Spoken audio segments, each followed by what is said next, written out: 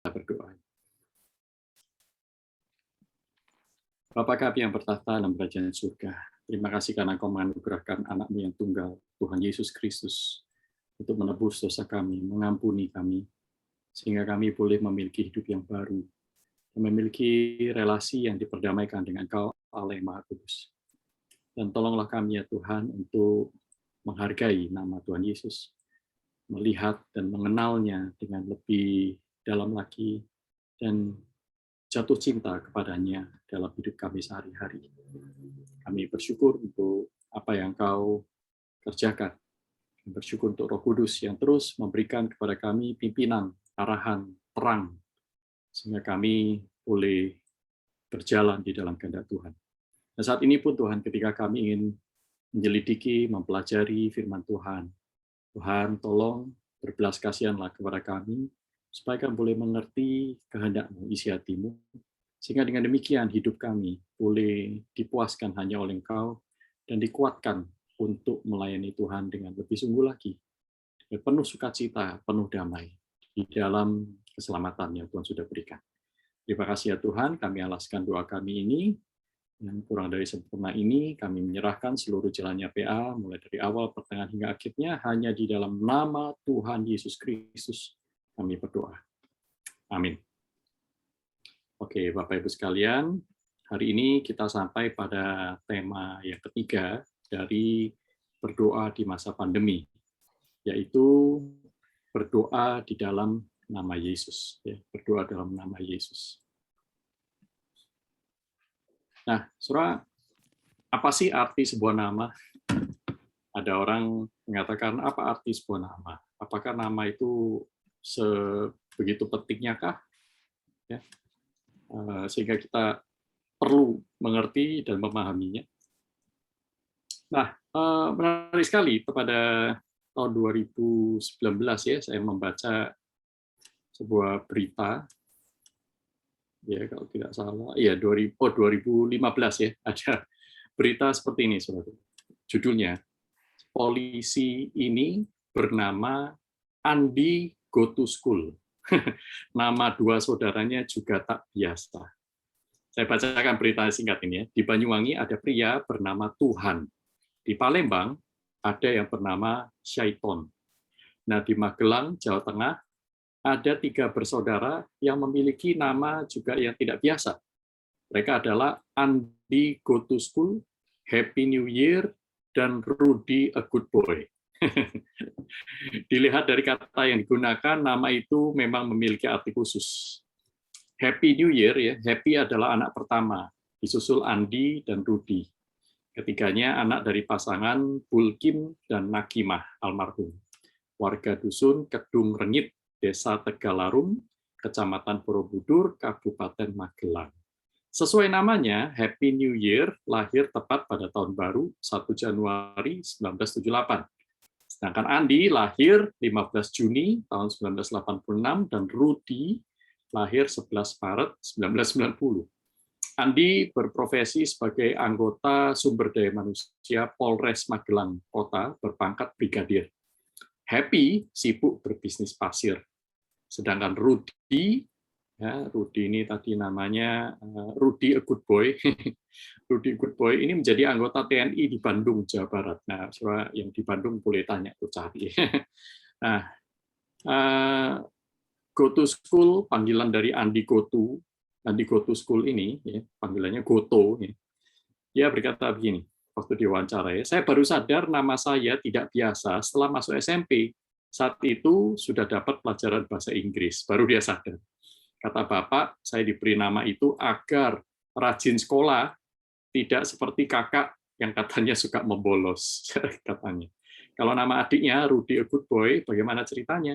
Kata Bapak, biar Rudy tidak seperti saya yang bandel. Nah, saudara, demikian secuplik dari nama-nama yang menarik itu ya. Dari namanya Tuhan, nama Syaiton, dan seterusnya. Nah, saudara, apakah nama itu tidak penting? Mengapa nama itu penting? Kalau nama itu tidak penting, mengapa kita memilihnya? Kenapa nggak asal comot saja ya? Kenapa nggak pilih nama yang jelek aja sekalian, gitu misalnya? Dan ternyata nama itu tidak bisa diremehkan, saudara. Nah, saudara, khususnya ketika kita membahas tentang berdoa dalam nama Yesus, berdoa dalam nama Yesus. Saudara, ada sebuah cerita tentang seorang, nanti kita akan baca ayat Alkitabnya setelah ini ya. Ada seorang anak mahasiswa kedokteran ya, Kristen yang sangat saleh, yaitu masuk di dalam sekolah kedokteran yang ada di sebuah kota. Nah, salah satu bagian dari orientasi adalah melatih mental, yaitu dengan cara setiap mahasiswa baru itu di ospek ya, kita dulu ngertinya ospek ya, di gojlok gitu. Dilatih mentalnya, yaitu mereka diberikan giliran untuk menjaga kamar mayat di rumah sakit milik universitas tersebut. Ya. Nah, pada waktunya dia datang, saudaraku, dan skenario sudah disediakan oleh para senior-seniornya, yaitu rekaman suara lolongan serigala, ya, suara gemerisik dedaunan, dan yang paling dan juga suara dentang lonceng, ya, sudah direkam gitu rupa, disiapkan, dan yang paling penting itu adalah salah seorang dari senior itu mereka menyamar menjadi pocong dan sudah tinggal tidur di dalam ruang mayat tersebut. Nah, pada waktunya jam 12 malam mulailah adegan itu dimulai, so. Ya, adegan itu dimulai pada pukul 12. Dimulai dengan lonceng berdentang 12 kali, disusul dengan lolongan serigala. Dia juga bingung kok di sini ada serigala ya, dan bunyi gemerisik dedaunan nih. Nah, kemudian ketika lonceng itu sudah berdentang 12 kali, mulai saatnya itu adalah kode si pocong imitasi ini mulai bergerak-gerak dan kemudian tiba-tiba terduduk, saudaraku ya. Waktu dia terduduk, wah, mahasiswa ini begitu ketakutan, tapi dia ingat ada satu lagu rohani yang biasanya dinyanyikan pada saat orang-orang itu mengusir setan. Lalu dia cepat-cepat ingat-ingat, langsung dia menyanyi. Dalam Yesus kita bersaudara. Wah, ternyata dia salah comot lagu, saudaraku ya. Mestinya dalam nama Yesus, tapi karena dia salah comot lagu itu, maka semuanya jadi tertawa. Semua senior itu keluar dari tempat persembunyian mereka. Nah, saudara, mengapa doa dalam nama Yesus itu penting ya? Khususnya seringkali digunakan untuk pengusiran setan dan seterusnya. Penyembuhan ilahi yang dilakukan oleh orang-orang tertentu. Nah, apa signifikansinya? Mengapa? Ya, maka dalam bagian ini kita akan melihat beberapa pertanyaan ini ya. Kita akan berusaha menjawabnya dalam sesi kita yang singkat ini. Apa sih artinya berdoa dalam nama Yesus itu? Kuasa apa yang terdapat di balik doa dalam nama Yesus? Apakah kata-kata tersebut mempunyai kekuatan supranatural tertentu? Mengapa digunakan dalam pengusiran roh jahat dan hal-hal yang lain? Apakah Yesus bisa untuk semua hal? Ya, misalnya dalam nama Yesus, loloslah saya dari sakit ini. Misalnya. Apakah selalu lolos? Dalam nama Yesus, kemudian kita katakan uang saya di bank bertambah. Apakah bertambah? Apakah bisa untuk semua hal? Nah, semua doa yang dipanjatkan dalam nama Yesus pasti dikabulkan. Nah, mari kita pelajari bersama dari ajaran Alkitab ini empat hal ini. Siapa sebenarnya yang memerintahkan doa dalam nama Yesus? Sejak kapan murid-murid itu berdoa dalam nama Yesus? Apa sih makna sesungguhnya di dalam nama Yesus itu? Nanti terakhir kita akan bersama-sama mempelajari bagaimana kita menerapkan kebenaran ini ya, hasil dari refleksi kita terhadap pembelajaran firman Tuhan ini. Nah, pertama, saudaraku, siapa yang memerintahkan? Kita melihat tidak ada bagian Alkitab yang lain selain Tuhan Yesus sendiri yang memerintahkannya. Ya, dan tempatnya pun hanya spesifik di Injil Yohanes pasal 14 sampai ayat 16. Hanya di 4 tempat. Nah, kalau saudara melihat Injil Yohanes pasal 14 sampai 16, ini adalah bagian dari Yohanes pasal 13 sampai 17 yang memuat pengajaran Tuhan Yesus di malam terakhir sebelum dia disalibkan. atau oleh para pakar disebut sebagai farewell discourse, sebuah pengajaran perpisahan. Nah, saudaraku, di dalam malam terakhir ini Yohanes menggunakan 5 pasal untuk merekam 12 jam terakhir. Ya, kira-kira 12 jam terakhir atau 24 jam terakhir katakanlah begitu sebelum Tuhan Yesus itu disalibkan. Berarti ada sesuatu yang penting di sini sehingga Injil Yohanes mengalokasikan 5 pasal dari 21 total pasal di dalam seluruh Injil itu. Ya, 5 pasal hanya untuk 24 jam terakhir. Ini berarti ada sesuatu yang penting di sini. Pengajaran-pengajaran Yesus tentang Tuhan Yesus tentang Roh Kudus itu ada dalam bagian ini. Janji-janji Tuhan Yesus bahwa Dia akan menyertai mereka, Dia akan mengirimkan Roh Kudus-Nya, itu ada di bagian ini juga. Termasuk berdoa dalam nama Yesus. Nah, saudaraku, mari kita melihat 4 bagian tersebut. Ya, kita akan baca. Saudara bisa membaca di layar atau membuka Alkitab Anda. Yang pertama terdapat dari Yohanes pasal 14 ayat 12 sampai 14. Saya bacakan demikian berdasarkan konteksnya ya.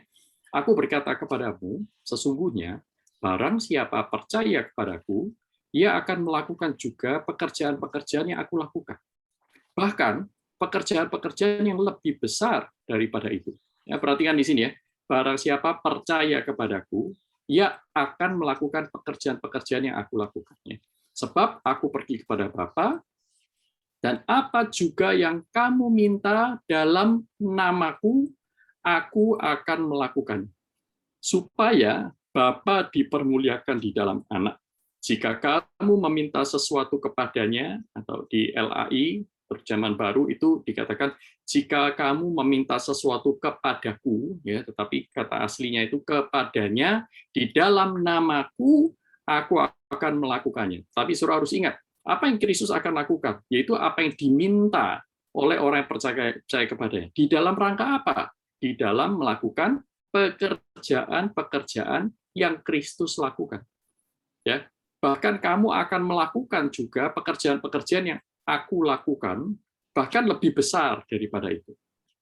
Nah, untuk apa? Supaya Bapa dipermuliakan di dalam Anak. Jadi doa dalam nama Yesus adalah doa orang percaya yang dimintakan di dalam rangka melakukan pekerjaan Tuhan.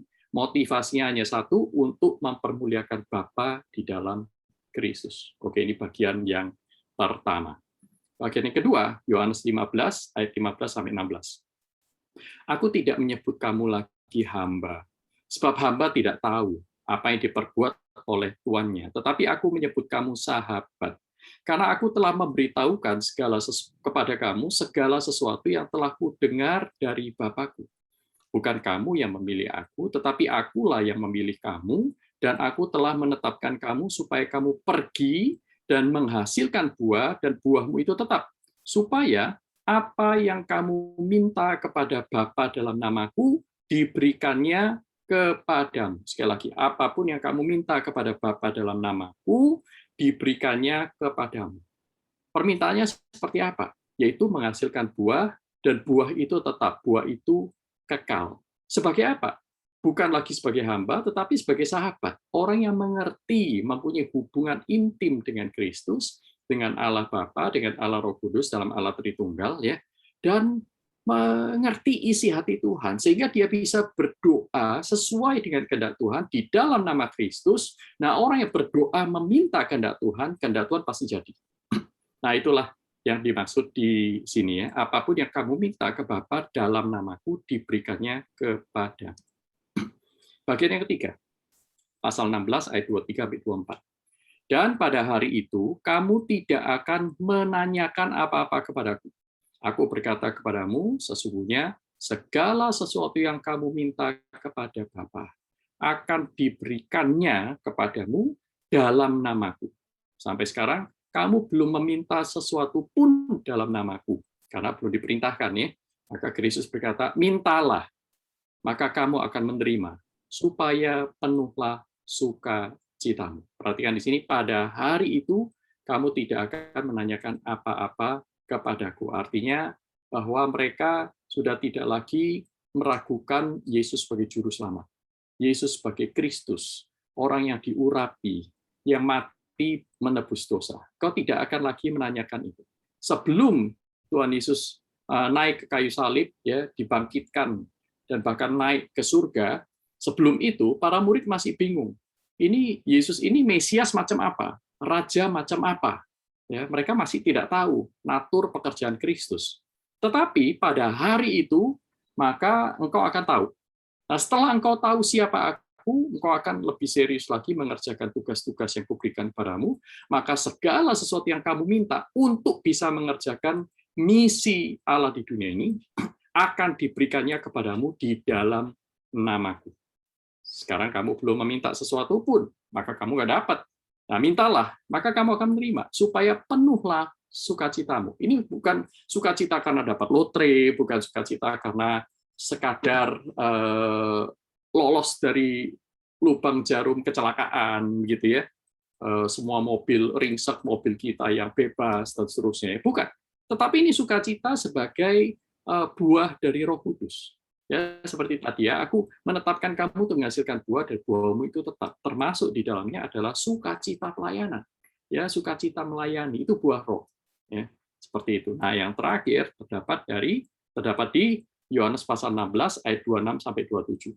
Pada hari itu, sekali lagi dia mengatakannya, kamu akan berdoa dalam namaku, dan tidak aku katakan kepadamu bahwa aku meminta bagimu kepada Bapa, sebab Bapa sendiri mengasihi kamu, karena kamu telah mengasihi aku dan percaya bahwa aku datang dari Allah. Jadi ada relasi yang baik, relasi yang sehat, relasi di dalam kebenaran, oleh karena iman kepada Kristus, sehingga anak-anak Tuhan itu bisa meminta kepada Bapa langsung, ya, karena Kristus, ya, di dalam nama Kristus.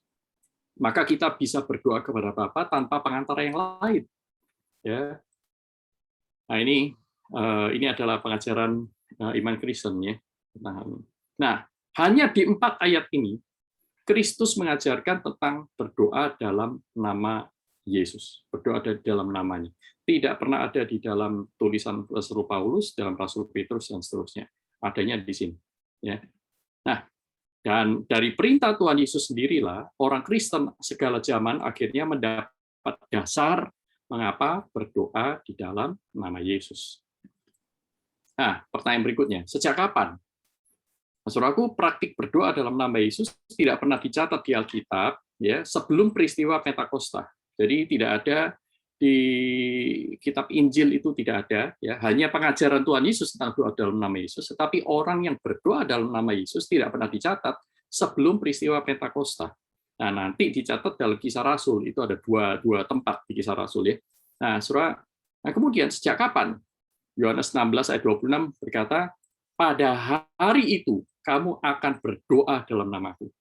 Nah, pada hari itu apa maksudnya? Ya, apakah merujuk pada hari atau tanggal tertentu? Kalau hari tanggal tertentu berarti selain hari itu nggak perlu doa dalam nama Yesus lagi. Apakah arti pada hari itu kamu berdoa dalam namaku itu hanya terbatas kepada hari dan tanggal tertentu? Jawabannya tidak, saudaraku, ya. Nah, saudara perhatikan Kisah Rasul 3 ayat 6, pasal 16 ayat 18, ini doa dalam nama Yesus dipanjatkan di dalam 2 hari yang berbeda. Jadi tentu pada hari itu bukan menunjuk pada hari yang sama. Ya. Perhatikan Kisah Rasul pasal 36. Tetapi Petrus berkata, emas dan perak tidak ada padaku, tetapi apa yang kupunyai, kuberikan kepadamu. Demi nama Yesus Kristus. Kata yang dipakai itu sama, ya, dalam nama Yesus, demi nama Yesus. Kalau bahasa Indonesia bisa juga menggunakan atas nama Yesus, sama, ya. Demi nama Yesus Kristus, orang Nazaret itu berjalanlah. Maka seorang yang lumpuh di depan bait Allah itu berjalan. Petrus melakukan apa yang Tuhan Yesus katakan. Berdoa dalam nama Yesus. Kisah Rasul 16 ayat 18. Hal itu dilakukannya, yaitu perempuan dengan roh tenung, ya, beberapa hari lamanya mereka berteriak-teriak di samping Paulus dan rekan-rekannya yang sedang melayani. Oh, ia adalah hamba Allah, dia memberitakan keselamatan. Nah, Paulus terganggu, ya. Paulus terganggu karena dia tidak ingin firman Tuhan itu mendapatkan dasar yang lain selain dari Allah sendiri. Dia tidak ingin orang percaya kepada Tuhan atas firman dari iblis. Itulah sebabnya Paulus merasa tidak tahan, dia terganggu ya. Karena iblis berpikir bahwa iblis ingin membodohi orang-orang pada zaman itu bahwa lihat, iblis pun bisa mengatakan kebenaran. Jadi kamu jangan ragu sama iblis, ya kan? Nah, saudaraku, Paulus menyadari tentang siasat dari iblis ini, ya tidak tahan lagi akan gangguan itu, yang berpaling dan berkata kepada roh itu, demi nama Yesus Kristus, aku menyuruh engkau keluar dari perempuan ini. Seketika itu juga keluarlah roh itu. Nah, ini hanya 2 kali di dalam Alkitab di mana para murid ya melakukan praktik doa dalam nama Yesus seperti yang Tuhan Yesus ajarkan. Hanya dalam Kisah Rasul pasal 3 dan pasal 16 ini. Berikutnya, jadi apa arti pada hari itu kalau dia bukan menunjuk pada hari tertentu? Ya. Nah, saudaraku, Yohanes 16 ini limpah dengan keterangan waktu. Ya. Ada dikatakan di sana tinggal sesaat lagi, ya akan tiba waktunya, dan kata pada hari itu. Ini semuanya menunjuk kepada sesuatu yang sangat penting. Sebuah tonggak penanda sejarah yang membedakan orang Kristen melihat, mengenal Kristus, dan bahkan menggunakan namanya. Maka Leon Morris, D. Carson, dan Herman Ridderbos, ya, mereka sama-sama mengartikan, menginterpretasi, dan saya setuju dengan mereka ya, penafsiran mereka ini, bahwa pada hari itu kalimat itu merujuk kepada kegenapan seluruh rencana keselamatan Allah yang dilakukan oleh Yesus Kristus di dunia ini. Ya, ketika semuanya sudah genap, dia sudah memenuhi semua nubuatan, kecuali dia nanti akan datang sebagai hakim. Tetapi semua nubuatan yang membuktikan janji Allah akan hadirnya satu-satunya Mesias yang akan menyelamatkan manusia, itu sudah digenapi, yaitu mulai kelahirannya, pelayanannya, penderitaannya, kematiannya, kebangkitannya, kenaikannya ke surga, bahkan dia mengutus melimpahkan Roh Kudus-Nya pada hari Pentakosta. Itu sudah digenapi. Nah, pada hari itu artinya ketika semuanya sudah digenapi, kamu akan berdoa di dalam namaku. Karena engkau sekarang mempunyai hubungan dengan aku yang lebih sempurna. Engkau mengenal aku apa adanya. Engkau tahu aku datang dari Allah. Aku adalah Mesias. Engkau tahu aku adalah Raja di atas segala raja, Tuhan di atas segala Tuhan. Aku adalah Allah. Aku adalah Sang Firman. Aku adalah domba yang sudah disembelih. Aku adalah. Itu akhirnya diteguhkan sehingga para murid ketika mengenal Tuhan Yesus sedemikian rupa, sejak itu mereka berdoa di dalam nama Yesus. Nah, ini kita lihat ya pada hari itu. Nah, sesudah semua itu digenapi, barulah para murid mengerti siapa Tuhan yang sebenarnya. Pada hari itu, yaitu ketika Tuhan Yesus sudah menyatakan secara sempurna melalui karyanya di muka bumi, dan Roh Kudus dianugerahkan untuk memimpin orang percaya kepada kebenaran, barulah saudara dan saya bisa berdoa di dalam namanya dengan benar, bukan asal-asalan. Lagi pula, saudara, apa sih gunanya doa dalam nama Yesus diucapkan oleh orang yang tidak mengenal Tuhan, oleh orang yang tidak mempunyai hubungan dengan Tuhan? Nah, bukankah itu justru akan mendatangkan dosa dalam dirinya? Ya, menyebut nama Yesus bukan untuk doa yang kita panjatkan untuk menggenapi rencana Tuhan dan pekerjaan Tuhan. Bahkan kita memperalat doa dalam nama Yesus supaya kita dilihat rohani oleh orang-orang di sekitar kita. Kita dilihat berkuasa. Doa kita manjur, mujarab. Wah, enak nih kalau didoakan oleh musuh lebih manjur. Nah, gitu ya. Seringkali ya, jemaat itu masih menggunakan kepercayaan-kepercayaan lamanya sekalipun sudah berada di dalam iman Kristen yang baru. Ya. Waduh, kalau ada loh, saudaraku, saya pernah mendengar sebuah kisah ya. Jemaat itu tidak mau keluar dari rumah sakit sebelum pendetanya datang dan mendoakan dia. Seolah-olah doa orang lain itu tidak manjur.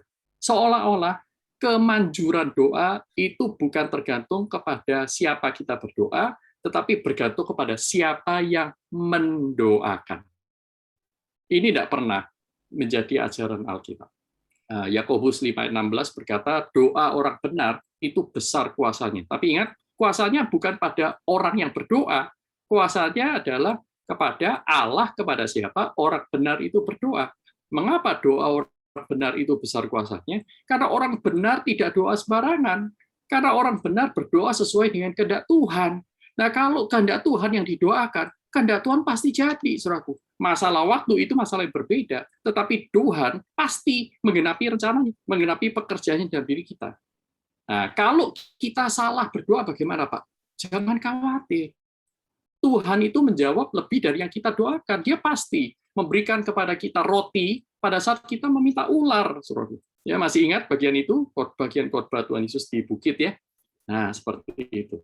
Nah, pertanyaannya sekarang, waktu kita menyebut nama Yesus di dalam doa kita, sudahkah Anda dan saya mengenal Tuhan Yesus dengan baik? Waktu kita doa makan, Tuhan terima kasih untuk makanan ini. Biarlah boleh menjadi kekuatan bagiku. Di dalam nama Yesus aku berdoa. Nah, dalam nama Yesus. Doa makan. Ada kuasanya nggak? Nah, tergantung. Kalau saudara tidak punya hubungan dengan Tuhan yang intim, saudara doa sembarangan, ya doa itu tidak ada artinya. Malah, maaf ya. Jangan kita itu sedang menghina Tuhan. Menyebut namanya dengan sembarangan. Ya kan? Nah, maka kita harus bukan hanya menggunakan nama Yesus yang harus hati-hati, tetapi waktu berdoa juga saudara dan saya perlu serius. Karena berdoa itu bercakap-cakap. Berdoa itu kan berkomunikasi, berinteraksi secara pribadi. Masa sih kita berinteraksi dengan, katakanlah dengan presiden, itu asal-asalan. Ini baru presiden. Dengan orang tua kita, ya, dengan anak kita, yang orang-orang yang kita kasihi. Kalau kita berinteraksi asal-asalan berarti tanpa hormat, nah berarti yang kita omongin itu tidak ada gunanya, ya, tidak positif malahan gitu. Oke. Nah, sekarang apa artinya? Apa arti sesungguhnya di dalam nama Yesus? Yang jelas, saudaraku, dalam nama Yesus itu bukan mantra seperti yang digunakan para penyihir dan dukun. Ya. Saudara bisa lihat film Harry Potter itu ada banyak sekali mantra ya. Abrakadabra dan seterusnya ya. Nah, apa sih mantra itu? Mantra itu artinya dia mempunyai kepercayaan, orang yang menyebut mantra mempunyai kepercayaan bahwa dia bisa mendapatkan apapun yang dikehendaki, kapanpun si pengucap mantra itu mau. Nah, ini mantra. Ya. Kalau kamu mengatakan ini dengan sungguh-sungguh, kamu akan mendapatkan. Ya, saat itu juga. Seperti itu. Nah, itu mantra. Tetapi sekali lagi, tidak pernah, saudaraku, Alkitab mengajarkan kita doa mantra. Tidak pernah. Tetapi sebaliknya doa itu adalah napas hidup. Doa itu, kenapa disebut napas hidup? Karena kita tidak bisa hidup tanpanya. Ya, kenapa disebut napas hidup? Karena kita tidak bisa hidup tanpanya. Kita tidak bisa memiliki hidup yang sesungguh-sungguhnya hidup tanpa kita bergaul dengan Tuhan. Itu yang artinya doa itu adalah napas hidup. Kita tidak bisa hidup tanpa bergaul dengan Tuhan lewat doa dan juga lewat firman, lewat makanan. Ya, kalau napas hidup itu doa, makanan yang membuat kita hidup itu adalah firman. Ya. Kita tidak bisa hidup tanpa keduanya. Nah, jadi kuasa doa dalam nama Yesus itu ada pada diri si pemilik nama, yaitu Tuhan Yesus, bukan si pendoa ataupun bukan pada kata-kata itu sendiri. Ya. Nah, semoga ini sudah cukup jelas ya. Nah, berikutnya, nah, doa dalam nama Yesus itu bukan untuk memperalat Allah, sekalipun Allah memang nggak bisa diperalat, tetapi untuk memperalat nama Allah bisa juga. Orang bisa memperalat nama Allah untuk membohongi, memikat orang-orang sekitarnya. Bahkan mungkin ada orang-orang tertentu yang berpikir dia bisa memperalat Allah ya, supaya mendapatkan apa yang dikehendaki. Padahal Allah tidak mungkin diperalat. Tetapi justru kalau saudara dan saya berdoa dalam nama Yesus, saudara dan saya justru dituntut untuk menyediakan diri menjadi alat di tangan Allah supaya mendapatkan apa yang Allah kehendaki, bukan apa yang kita kehendaki. Kehendakmu yang jadi bukan kehendakku. Nah, saudaraku, mengapa seperti itu? Alkitab ya mengajarkan kepada kita bahwa nama itu mewakili pribadi pemilik nama. Itulah sebabnya Keluaran 20 ayat 7, salah satu dari perintah 10 hukum Allah ya, jangan menyebut nama Tuhan Allahmu dengan sembarangan. Sebab Tuhan akan memandang bersalah orang yang menyebut namanya dengan sembarangan. Menyebut nama dengan sembarangan tanpa tujuan yang jelas, semau-maunya, sambil bermain-main, mempermainkan, membuat plesetan terhadap nama tersebut. Sebenarnya saudara sedang menghina dia. Ya. Nama itu identik dengan pribadi yang memiliki nama. Nama sama dengan pemilik nama. Ya. Kalau saudara menghina nama saya, saudara sedang menghina saya. Saudara tidak bisa berkata, enggak, saya tidak menghina kamu, mana berani saya menghina kamu. Saya hanya menghina namamu. Kan tidak bisa, saudaraku ya. Siapa yang percaya? Saya hanya menghina namamu. Namamu itu loh lucu loh, saudaraku. Jadi itu justru menunjukkan kita sedang menghina si pemilik nama. Ya. Nah, itulah sebabnya nama itu tidak bisa main-main, nama itu harus kita hargai. Nah, apa arti dalam nama Yesus itu? Yang pertama, saudara, berdoa dalam nama Yesus itu berarti mengakui bahwa Tuhan Yesus bersama-sama dengan kita, bukan hanya itu, kita juga bersama dengannya. Bukan berarti Tuhan Yesus ada di jalanku, aku seret untuk memberkati aku di jalanku, enggak. Tetapi yang lebih penting dari itu adalah justru bahwa waktu saya berdoa dalam nama Yesus, saya sedang melakukan pekerjaan Tuhan. Seperti yang tadi dalam Yohanes pasal 14. Sehingga waktu saudara dan saya berdoa makan, berdoa sebelum makan, itu sebenarnya kita harus dengan penghayatan bahwa Tuhan, aku memohon Engkau memberkati makananku. Mengapa? Supaya dengan kekuatan aku bisa menggenapi rencanamu lewat hidupku. Nah, sedalam itu saudaraku mestinya. Jadi tidak enteng gitu doanya ya. Doa makan pun saudara akan bisa bertumbuh luar biasa di dalam pengenalan akan Tuhan. Kalau saudara dan saya sungguh-sungguh mendoakannya, bukan asal-asalan karena hafalan. Ya. Nah, berdoa dalam nama Yesus itu artinya ia ada di pihak kita, kita ada di pihaknya, dan sedang mengikuti dia. Dia adalah sang jalan, kebenaran, dan hidup itu sendiri. Bukan hidup semau kita. Ya. Nah, mari saya bacakan Yohanes 15 ayat yang ke-7. Ya. Yohanes 15 ayat yang ke-7. Demikian bunyi firman Tuhan.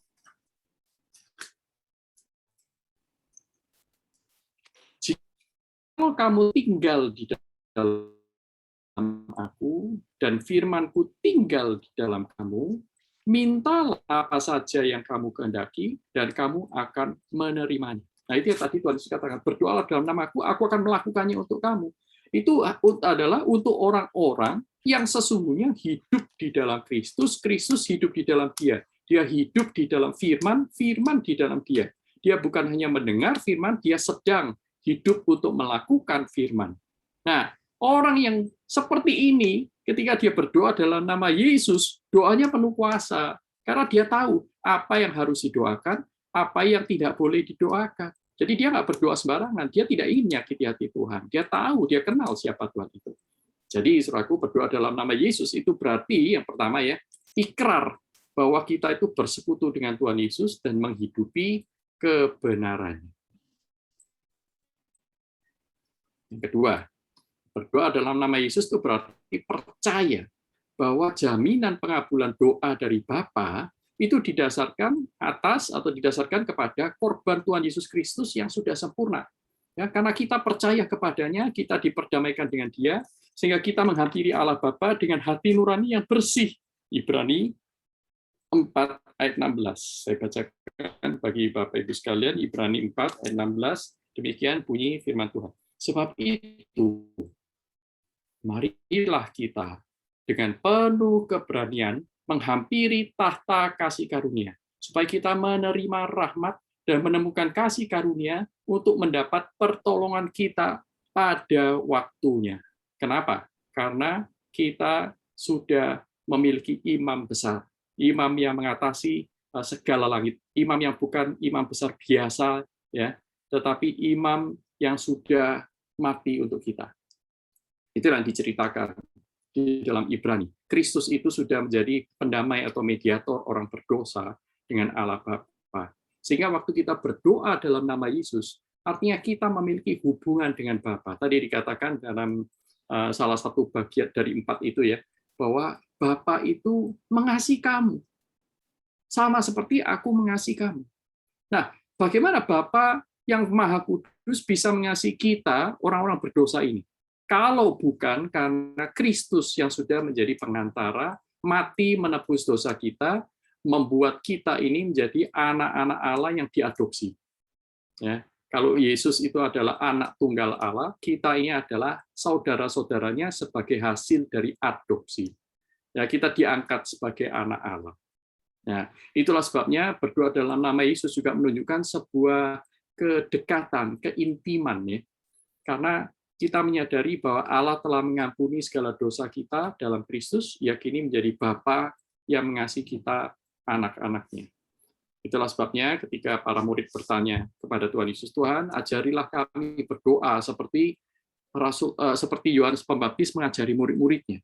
Nah, kemudian Tuhan Yesus mengajarkan doa Bapa kami, menyebut Allah sebagai Bapa, bukan Allah sebagai sosok yang mengerikan, bukan. Ya. Nah, jadi berdoa dalam nama Yesus dalam arti yang kedua itu adalah bahwa jaminan pengabulan doa dari Bapa itu atas dasar Kristus. Seperti yang Tuhan Yesus ajarkan, tadi saya juga sempat sebutkan ya, Allah Bapa itu tidak mungkin memberi anaknya ular kalau dia minta roti. Demikian juga sebaliknya, dia tidak mungkin kasih ular untuk anaknya minta ular. Dia selalu kasih yang terbaik untuk anak-anaknya yang tidak membahayakan. Tetapi yang bisa melatih dia menjadi kuat, sekalipun lewat penderitaan, mengalami Allah, janji-janji Allah, dan bersinar di dalam kegelapan. Orang-orang Kristen sangat mungkin nggak mengalami kegelapan, mengalami penderitaan. Nah, dari 2 sesi sebelumnya kita sudah melihat bahwa sangat-sangat mungkin kita tidak pernah dikhususkan dari penderitaan yang dialami oleh umat manusia. Tetapi yang membuat kita menjadi khusus dan berbeda adalah kita menjalaninya bersama dengan Allah. Nah, dari sanalah kita mendapatkan kekuatan yang melampaui akal pikiran. Apapun yang tidak pernah engkau bayangkan, yang tidak pernah engkau pikirkan, yang tidak pernah dilihat manusia, itu Allah sediakan bagi orang-orang yang percaya kepadanya. Sehingga dengan demikian, kita hidup berbeda dari dunia. Kita menjadi garam dan terang dunia. Arti yang ketiga, berdoa dalam nama Yesus berarti mengaku dan beriman bahwa Sang Pendoa mengemban otoritas dan kuasa Tuhan Yesus. Mengaku diri sebagai wakilnya di dunia yang menerima otoritas untuk mengerjakan pekerjaan-pekerjaannya. Supaya apa? Tujuannya satu, supaya Bapa dipermuliakan di dalam Anak.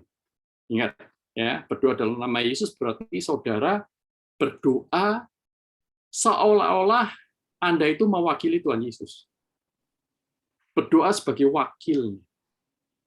Jadi, kalau kita itu berdoa sebagai wakil Kristus, doa kita adalah untuk kepentingan kerajaan Allah dan kehendaknya di muka bumi, ya, supaya dengan doa tersebut pasti terkabul sesuai dengan janji Kristus. Karena Kristus sendiri berkata, aku akan melakukannya. Nah, doa seperti inilah yang akan dikabulkan karena sudah dijanjikan. Saudara, kalau saudara berdoa, misalnya Tuhan berikan saya mobil BMW terbaru, Tuhan berikan saya mobil Tesla, mobil listrik yang keren di Amerika. Tuhan berikan saya ini. Saudara, itu bukan doa menurut kepentingan kerajaan Allah. Apa pentingnya kamu punya mobil? Ya kan? Kalau sudah punya mobil masih minta mobil yang lebih mewah lagi. Nah, saudaraku, yang seperti itu justru doa karena dia tidak peduli kepada kehendak Allah, doa yang bukan atas nama kehendak Allah. Tetapi kalau Anda berdoa misalnya, Tuhan, aku tidak tahu aku perlu mobil atau tidak. Saat ini aku belum punya mobil. Tapi jikalau dengan mobil aku bisa melayani Tuhan dengan lebih efektif, biarlah kehendak-Mu yang jadi, bukan kehendak-Ku. Nah, doa seperti itu pasti dijawab nggak? Saya pikir pasti dijawab. Yaitu apa?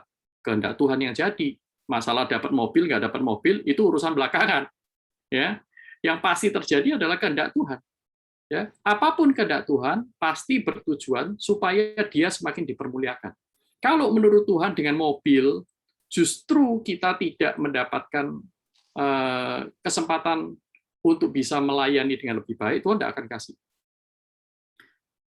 Termasuk juga kesehatan. Seorang China ya, zaman dulu sekali bernama Christiana Cai. Christiana Cai. Mungkin orang-orang zaman dulu bisa tahu ya, lebih jelas ya. Masih ingat ya. Christiana Cai ini disebut mempunyai sebutan sebagai Ratu Kamar Gelap. Ratu Kamar Gelap. Kenapa? Karena dia tidak bisa tinggal di tempat yang terang, karena kulitnya itu mempunyai kelainan tertentu, yaitu sangat sensitif terhadap cahaya. Kalau ada cahaya yang terlalu terang, dia tubuhnya, kulitnya akan bereaksi seperti alergi dan seterusnya. Sehingga dia seumur hidupnya dia tinggal di dalam kamar yang gelap. Maka dia disebut Ratu Kamar Gelap. Kenapa disebut Ratu Kamar Gelap? Karena justru banyak orang menjumpai dia di dalam kegelapan, mereka menemukan terang Kristus. Luar biasa ini. Ya. Waktu ditanyain, apakah engkau masih ingin berdoa supaya engkau sembuh? Dia bilang, enggak, saya tidak berdoa untuk sembuh. Saya berdoa supaya kehendak Tuhan yang jadi. Di dalam kondisi apapun yang dia izinkan, aku ingin bersaksi bagi Tuhan. Nah, luar biasa ya. Nah, sekarang contoh yang lain yaitu Joni Eareckson Tada. Joni Eareckson Tada. Joni Eareckson Tada ini waktu umur 17 tahun, dia kecelakaan waktu bermain di pantai, dia lompat, masuk ke air, dia pikir air itu dalam, ternyata air itu dangkal. Sehingga ada patah urat syarafnya itu, sehingga dia menjadi quadriplegic. Quadriplegic, artinya semuanya tidak bisa bergeraknya, semuanya lumpuh itu di bawah leher. Itu semuanya lumpuh. Ya. Nah, kemudian beberapa tahun yang lalu, 5 atau 6 tahun yang lalu, dia didiagnosis dia terkena kanker payudara. Dia harus lewat kemoterapi. Belum lagi dia mempunyai rasa sakit yang kronis. Ya. Kemudian ditambah lagi beberapa waktu yang lalu, mungkin 1 atau 2 tahun lalu, ya, mungkin sebelum pandemi, itu muncul lagi kankernya di posisi yang berbeda. Gitu. Nah, kemudian orang itu bertanya kepadanya, Joni, apa yang kamu doakan? Apa yang saya bisa bantu? Bagaimana keadaan kamu? Dan Joni itu menjawab, saudaraku. Joni berkata begini, aku sudah tidak lagi bertanya mengapa Tuhan Engkau izinkan ini itu. Aku sudah bertanya lagi bertanya. Aku tidak bertanya lagi mengapa. Tetapi sekarang aku setiap pagi aku selalu bertanya, Tuhan, bagaimana saya bisa menjadi saksimu hari ini? Saudaraku, Joni mengenal siapa Tuhan yang berdaulat, yang berkuasa atas hidupnya. Dia menyerahkan kehendak Tuhan yang jadi dalam hidupnya, baik sakit maupun sembuh. Saya tidak berkata bahwa berarti kita tidak boleh berdoa untuk kesembuhan. Tidak, saudaraku. Saudara boleh berdoa untuk kesembuhan. Dan kalau itu kehendak Tuhan, saudara disembuhkan, saudara harus ingat, ketika Tuhan menyembuhkan Anda, ya, lolos dari COVID dan seterusnya, ingat, Tuhan memberikan Anda kesempatan supaya Anda bersaksi bagi Dia, supaya Bapa dipermuliakan di dalam anak, supaya kita semakin menghasilkan buah. Jadi, sakit atau nggak sakit, saudara dan saya harus memuliakan Allah. Dan biarlah beri Tuhan kebebasan, kedaulatan untuk menentukan jalan yang terbaik untuk kita. Ya. Minggu-minggu yang lalu saya mengutip dari Philip Brooks, ya, jangan berdoa untuk hidup yang mudah, tetapi berdoalah untuk kekuatan yang lebih, supaya saudara bisa melewati kesulitan-kesulitan hidup. Sehingga dengan demikian, ya, kita itu menjadi garam dan terang dunia. Berbeda dari orang lain. Wah, ketika pandemi terjadi, semua orang memborong susu Bear Brand. Semua orang memborong, kalau di Amerika ini bukan susu ya, tisu yang diborong setelah waktu itu ya, tisu, beras, harganya menjadi berlipat-lipat naik ya. Ketika semua orang mengumpulkan untuk rasa aman dirinya, nah anak-anak Tuhan justru mestinya diberikan kekuatan akan janji Tuhan, mereka justru membagi kepada orang yang membutuhkan. Ketika orang selalu meminta-minta pertolongan, kita adalah orang-orang yang membagi-bagi pertolongan. Ketika orang cuek ingin menyelamatkan diri sendiri, kita justru semakin keluar untuk membagikan Kristus. kepada semua orang. Ketika orang minta didoakan, saudara justru keluar ingin mendoakan orang lain. Nah, saudara berbeda. Nah, saudara, ketika saudara berada di dalam pekerjaan Tuhan itu, berdoalah di dalam iman, di dalam nama Yesus. Karena Tuhan pasti menjawab doa Anda. Tapi sekali lagi, biarlah Tuhan yang menentukan jawabannya seperti apa. Tuhan pasti menjawab. Nah, jawabannya seperti apa? Saudara jangan paksa Tuhan. Karena kadang-kadang yang kita minta itu tidak sama dengan kehendak Tuhan. Yang kita minta itu justru yang remeh-remeh, saudaraku. Tuhan justru ingin memberi yang lebih banyak, yang lebih bagus. Ya, saudara, satu hal yang saya syukuri ketika saya menjadi orang Kristen yang berdoa adalah bahwa Tuhan tidak selalu menuruti saya. Kalau Tuhan selalu menuruti saya tidak menjadi seperti sekarang. Saya malah justru mungkin saya tidak akan bertumbuh, saudaraku. Kalau saudara berdoa mempercayakan jawaban doa itu kepada Tuhan, doa itu adalah doa yang akan membangun Anda dan saya. Jadi marilah berdoa untuk kepentingan kerajaan Allah dan kehendak-Nya di muka bumi ini. Karena itu pasti terkabul sesuai dengan janji Kristus. Aku akan melakukannya. Saudara jangan berdoa, Tuhan, supaya besok itu cuacanya bagus. Enggak, saudara. Kenapa Anda tidak berdoa untuk pekerjaan Tuhan yang pasti Tuhan ingin kita lakukan? Yaitu misalnya, Tuhan berikan saya keberanian untuk bisa menjadi berkat memberitakan Injil kepada tetangga saya. Loh, heran ya, kita itu suka berdoa untuk mementingkan diri kita sendiri, tetapi kita jarang sekali berdoa untuk apa yang memang Tuhan minta kita kerjakan. Mengabarkan Injil, menjadi berkat, menolong orang, membantu, melayani, ya, menjadi saksi. Kenapa kita tidak berdoa begitu? Nah, dari sana saya sendiri merefleksikan, wah iya ya, selama ini doa saya itu masih banyak yang egois. Dan kalau saya masih berdoa seperti itu dan mengutip doa dalam nama Yesus, waduh, saya sudah berdosa di hadapan Tuhan. Menggunakan nama itu tidak untuk memuliakan Tuhan, tetapi untuk memenuhi kebutuhan saya. Seperti itu. Ya. Nah, sekarang aplikasi secara singkat. Apa yang kita bisa lakukan di tengah kegelapan pandemi ini? Mari kita bertobat dari kebiasaan menyebut nama Tuhan dengan sia-sia, sembarangan, berdoa itu asal-asalan. Tetapi mari kita membangun kesungguhan. Ketika menyebut namanya di dalam doa kita, sungguh-sungguhlah berdoa. Jangan asal-asal ngomong. Tapi sungguh-sungguh dan nikmati, saudaraku ya, di dalam keheningan mungkin, nikmati kehadiran Tuhan.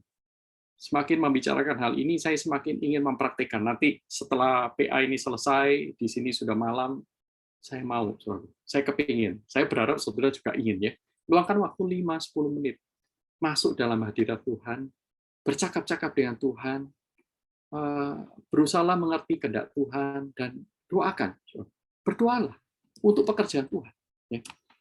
Nah, kedua, memberanikan diri menghampiri Tuhan yang sudah mengampuni dan mengundang kita berdoa. Di dalam nama Yesus artinya kita percaya bahwa Allah Bapa itu mengasihi kita. Allah Bapa menerima kita apa adanya karena Kristus sudah membasuh dosa-dosa kita. Maka kita memberanikan diri menghampiri Dia seperti Ibrani pasal 4 ayat 16 tadi. Yang ketiga, mari kita lebih lagi rendah hati. Tidak egois. Kita mencari kehendak Tuhan di masa pandemi dan memohon kepadanya kehendak Tuhan itu. Salah satu doa saya waktu saya menyerahkan diri menjadi hamba Tuhan. Waktu itu saya masih SMA kelas 2. Saya masih ingat sekali. Saya berkata begini kepada Tuhan, Tuhan, saya ini punya banyak kelemahan. Saya punya banyak sekali kesalahan yang saya perbuat di masa lalu, bahkan sampai sekarang. Tapi kalau Tuhan izinkan saya melayani, saya ingin memberi yang terbaik. Kalau Tuhan izinkan saya yang lemah ini melayani, saya ingin memberi yang terbaik. Karena saya mengingat firman Tuhan ya. Karena itu persembahkanlah tubuhmu sebagai persembahan hidup yang kudus yang berkenan kepada Allah. Persembahan yang terbaik. Apakah itu sesuai dengan kehendak Tuhan? Pasti, pasti itu kehendak Tuhan. Ya, jelas sekali. Memberi diri yang terbaik itu kehendak Tuhan. Maka saya doakan itu terus-menerus. Sehingga saya sampai hari ini saya mengalami jawaban doa itu. Apa artinya jawaban doa itu? Bukan berarti saya menjadi orang yang suci. langsung otomatis setelah doa. Enggak, saudara. Tetapi Tuhan itu menyatakan kesetiaannya. Dia memimpin saya ketika saya salah, dia menegur saya dengan caranya. Ketika saya mengeraskan hati, dia melembutkan saya. Ketika saya tidak ingin mendengarkan dia memanggil-manggil saya. Ketika saya tidak ingin melayani Tuhan, bangkitkan lagi semangatnya. Nah, karena apa? Karena Tuhan menjawab doa saya. Saudaraku, ada masanya saya meragukan panggilan. Pasti ada masanya. Tetapi saya ingat seorang ibu, ya, seorang ibu ini, Ibu Go. Well, di sini ada Ibu Elizabeth Go, ya, tapi mungkin nama marganya sama. Ibu Go di Surabaya. Ya. Beliau masih masih hidup, ya, masih sehat. Umurnya hampir 100 tahun. Waktu saya remaja itu, Ibu Go waktu itu masih cukup muda, mungkin sudah masih, ya saya memanggil II, ya. Dia mungkin sudah 70 tahun, ya. Dia melihat saya memimpin pujian, ya, dia melihat saya memimpin doa, syafaat dalam ibadah dan seterusnya. Nah, kemudian dia itu seringkali memanggil saya selesai ibadah. Saya masih ingat dia itu duduknya di sebelah, kalau dari saya berdiri di mimbar, di panggung itu, di mimbar itu, beliau duduknya selalu sebelah kiri paling belakang. Sebelah kiri paling belakang. Nah, setiap kali saya melewati sana mau turun tangga, saudaraku, Ibu Go ini selalu panggil saya. Yusuf, saya berdoa kepada Tuhan supaya suatu saat kamu jadi hamba Tuhan. Saudaraku, itu entah berapa kali dia ngomong. Waktu saya pimpin kebaktian doa, menjadi MC, worship leader, ya, dia panggil saya. II berdoa supaya kamu menjadi hamba Tuhan. Berkali-kali, saudaraku. Dan akhirnya saya jadi hamba Tuhan, saudaraku. Dia berdoa di dalam nama Tuhan Yesus. Saya percaya dia berdoa dengan iman. Besar sekali kuasanya, saudara. Sekalipun saya sempat meragukan, tetapi Tuhan tidak pernah lalai menjawab doa yang dipanjatkan di dalam nama Yesus, yang didoakan dengan sungguh-sungguh sesuai dengan kehendak Tuhan. Ya. Jadi marilah, saudaraku. Tuhan ingin kita itu mempunyai doa yang dikabulkan. Supaya apa? Dengan doa yang dikabulkan, kita itu bersukacita. Tapi ingat, bukan sukacita karena egoisme kita dipuaskan, bukan. Tapi karena kita melihat, waduh, saya bisa melayani Tuhan dengan doa saya.